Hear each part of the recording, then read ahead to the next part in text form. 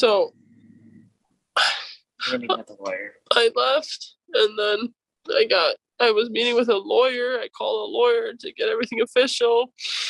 She had said all I gotta do is get the money, and then we'll send papers. And he found that out, and I think that the fact that he knew I would always come back before and I'd always give in, this time it was different. This time I wasn't giving in. I wasn't coming back. It was set in stone that I was leaving because I deserved better. And the most important thing to me were the kids. And he knew that. He knew that nothing mattered to me but those children. And he took them away from me because he knew that would hurt me the most. I don't know, like, if I'm being honest with you, sir, I don't know why I did what I did, but, like, I know what I told myself when I did it, you know what I mean? Okay. Like, what was that? And it was, like, that they deserved to be with me, and that I felt like she was neglecting them, and I wanted, for some reason, I thought it was okay to hurt them, too. I don't know why I did that. Like, I thought we would be together, like, you know, in whatever's after this life, like, you know, and, like, the whole time I was trying to get home, I kept telling myself, they're waiting for you, you have to be with them. I don't know why. Like, as soon as I got here, and the cop asked, or not here, but as soon as I, like, rolled my car and everything, and he asked me, do you know why, like, you know, do you know what happened? It was, like, the first time I, like, actually started crying, because it finally dawned on me. Yeah. Like, I don't know why. I've never been like that before. Okay. And I said, I left her, like, a note and stuff, and, like, most of it was just like, trying to be, like, I don't know. Jason left a chilling note at the house after the crime that read, "If I can't have them, neither can you," revealing his twisted goal of ensuring Deborah would never gain custody of their children. Was this something that you wanted for her to feel your pain in that sense, or you know? I can't say yes or no to that, okay. Honestly. I don't think so. Okay. What exactly? I just didn't want to be in pain, and I think I told myself that, and you'll actually hear it in the last time we talked, I told her, it's like, if I'm not around, you're just going to start taking it out on them, and they don't deserve that. And I think I felt like I was saving them. I don't know why. Saving them in what sense? From going through the pain that I did. And I mean, were the kids being? I felt like they were being neglected by her. Why is that? Because like, I saw them for the first time in 2 weeks, and my daughter, she's never had pimples on her. Okay. And I confronted my wife about it. I was like, and I can't remember, but I think I was a little mean about it. But it was because it was like, she's telling me that I'm a terrible father and that I don't pay attention and stuff, but it's like, and how do I notice that my daughter never has pimples on her? Now she's got like 20. And then she was telling me that it's like, oh, those are just bumps. I'm like, you mean like the bumps that I have on my arm? Like, that's not the same thing as pimples. Like, she has those on her arm too. It might be hereditary. I don't know, but I don't know. I just wanted to see them, and I wanted to be with them always. And I felt like, for some reason, I convinced myself that this was how I could do that. I don't know why. I've never been a violent person. Jason accused Deborah of neglecting the children, yet he himself appeared emotionally detached from them. In contrast, Deborah's interview highlighted her deep love and strong bond with her kids. Can you tell me a little bit more about the kind of kids that your little ones were? Brian, he was 5 years old.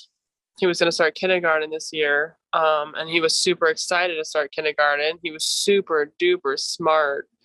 Anything you asked, he had a question for everything and anything, and his response would always be, why? And at some points I had to say, ask Google, because I don't know why, with certain things like science and everything. He loves Sonic.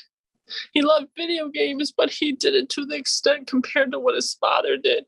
His father constantly played games and neglected his family, where Bryant did it, but he always wanted me to interact with him and play with him. He was the smartest kid in the world, and he wanted to be an astronaut to go to the moon.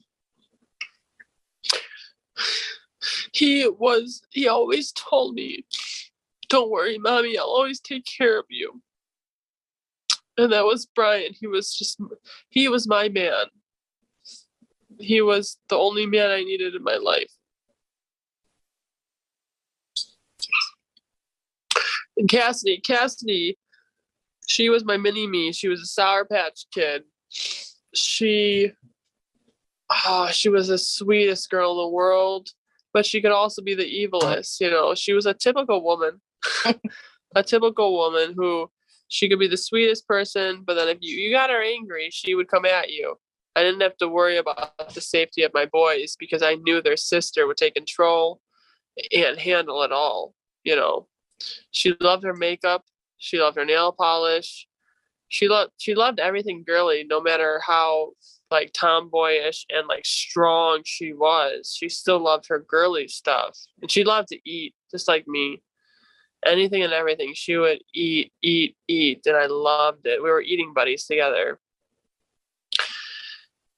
And Gideon, he was my baby boy that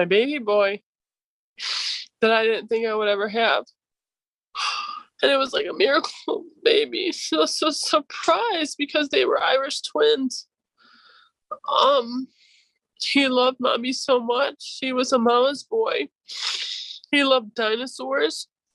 He loved Luca. He loved Mickey Mouse Clubhouse, the hot dog song. He would bounce us to dance. We would all dance together so much. All I wanted to do was dance with my kids. And every time I left or go to the store or anything, he was just crying because he wanted me back. And I just wish I was there for them that day. I wish I was there to grab them before this all happened.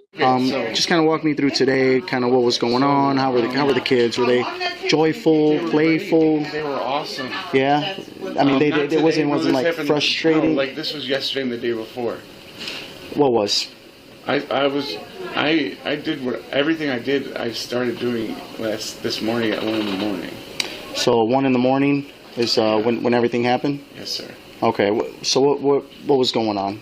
Because I know you guys spoke on the phone yesterday, right? Yeah. What time did your guys' phone call end?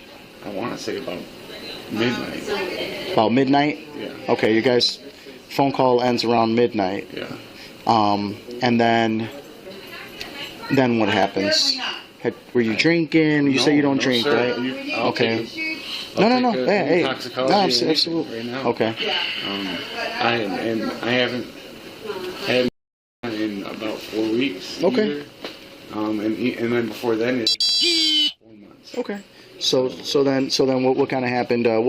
What kind of triggered you after the phone call ended? Were the babies were kids sleeping or No, were they up? We were Everybody watching was TV, and then I knew I had to give him a bath. Yeah.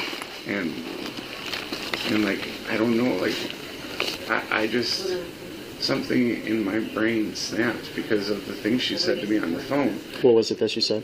That it's weird because she did say some nice things to me in the end, but it's like she said that I was nothing, that I deserved nothing, that I was a terrible father, a terrible husband, and like all these things, and it was like, I don't know. Knowing how much the children meant to Deborah, in his twisted mind, Jason believed this cruel act would be the most devastating punishment for her betrayal. Deborah was also questioned about her final phone conversation with Jason, a moment that would reveal a shocking truth.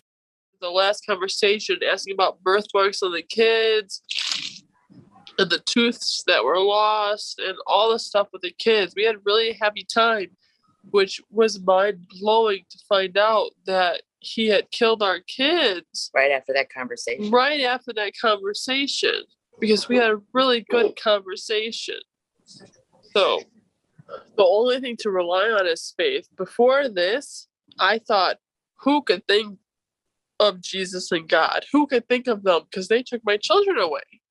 But at this point now, that's all you can think about. You don't know until you're in this situation that all